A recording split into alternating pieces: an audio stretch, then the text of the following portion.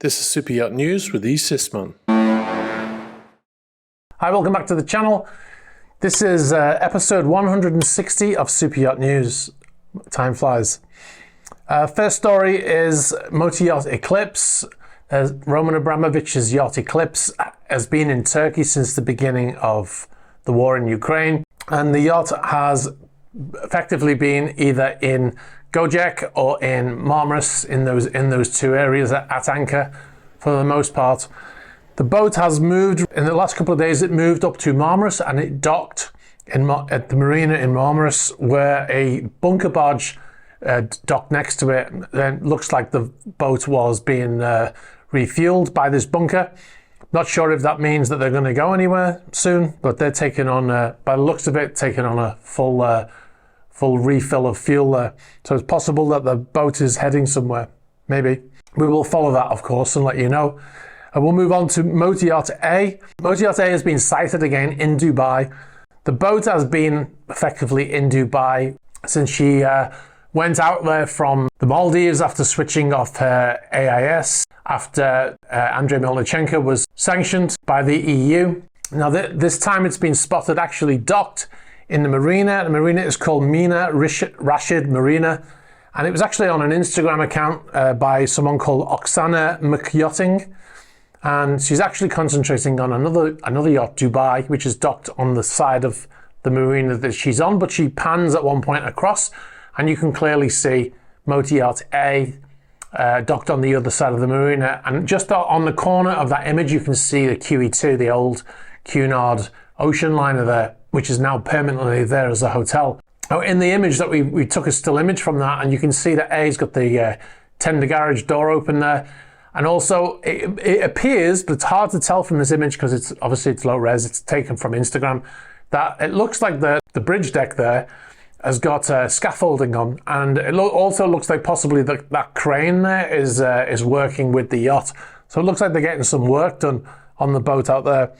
A still has no flag state registered with the IMO, and she's been like that for approximately 9 months now, since the Isle of Man deregistered her after the owner was sanctioned.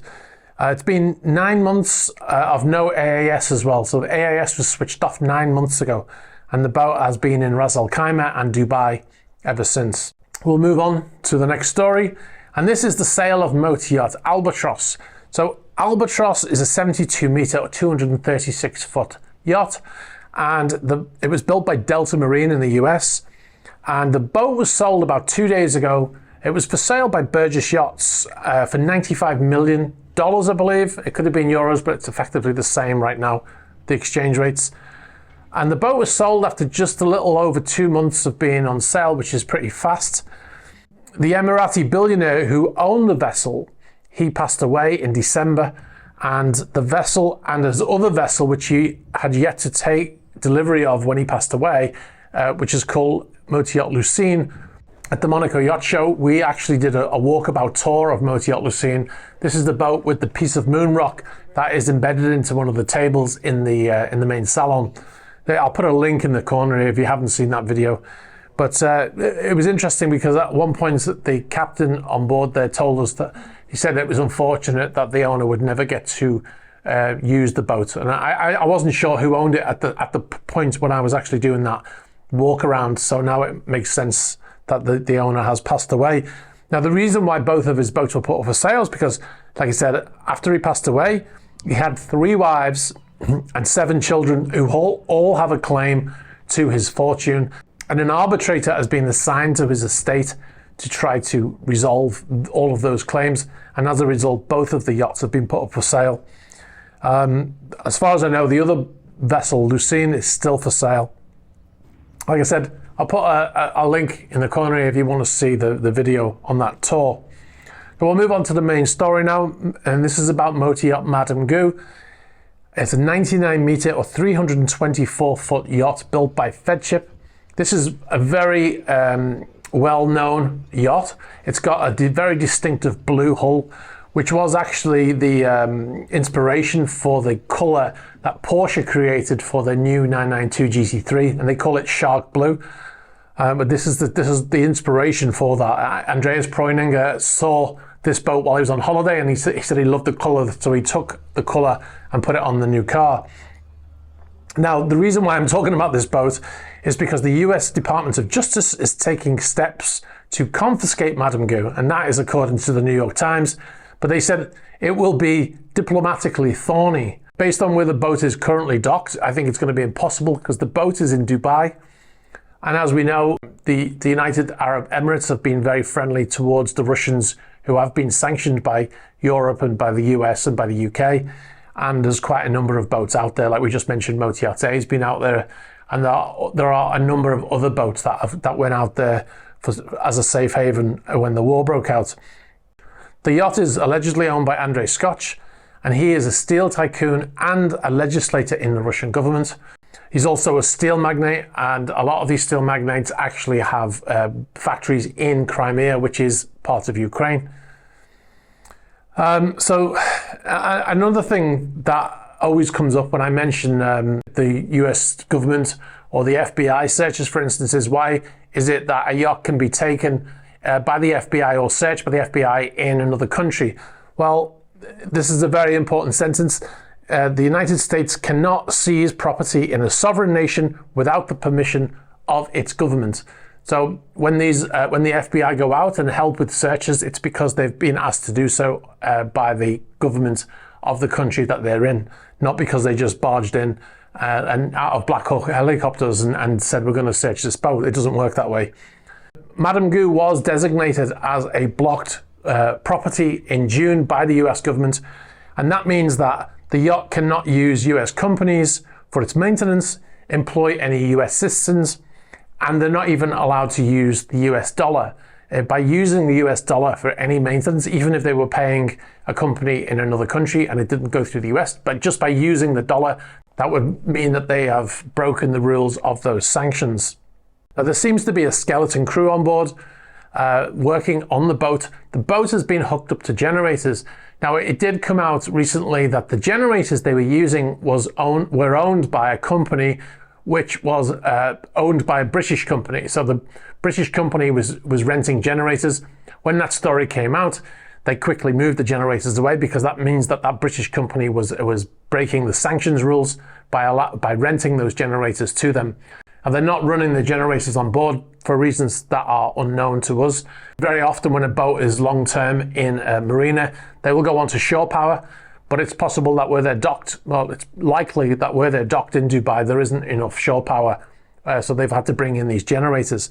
But they had to switch out the generators, and the new ones that came in were owned by a company that was not British.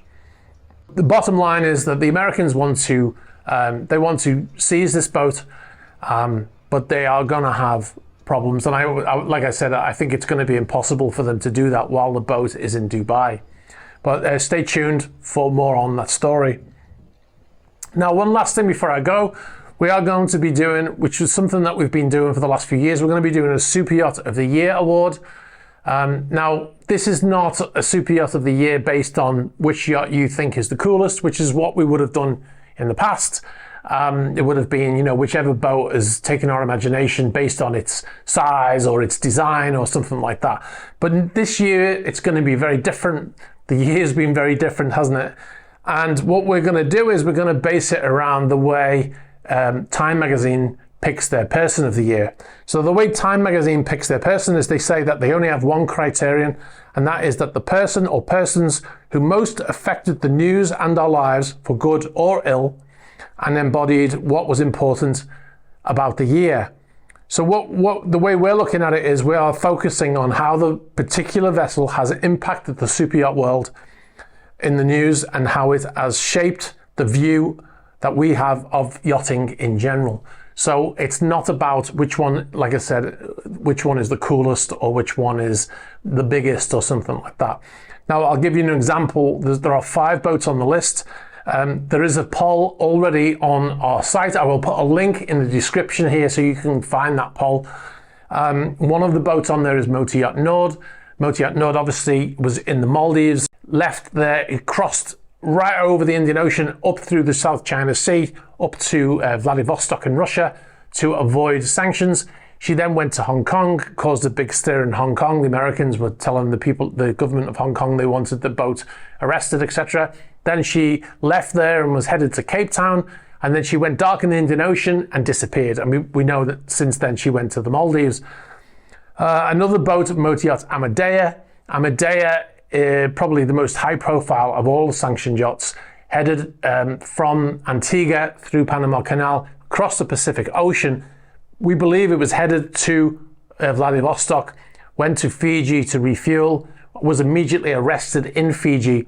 Then there were a number of court cases and the boat was eventually seized by the US and sailed back across the Pacific to the US, where she currently sits in the US awaiting future court cases and sale eventually. But she is currently on a US flag. And another boat on the list is Eleanor E, the sailing yacht that was hit by the search and rescue vessel and sank and sat on the marina floor there for 3 months and then was raised. The hull was patched and she's been sold and she will most likely be repaired. There are a couple of other boats on that list, but like I said, I will direct you to the poll. Just remember to go by the criterion of the boat that you select is not which one you think is the coolest.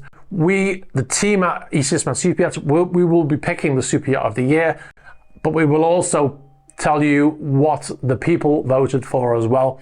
We have a similar poll on Patreon, and so we'll give you the results of those two polls at the end of that video. So look out for that. Will be coming around the end of the year.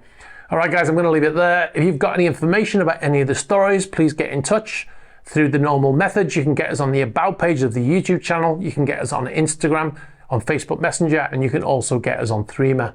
Be sure to like this video, hit the subscribe button, and hit the bell for future notifications. All right, guys, thanks very much, and I'll catch up with you soon. Bye-bye.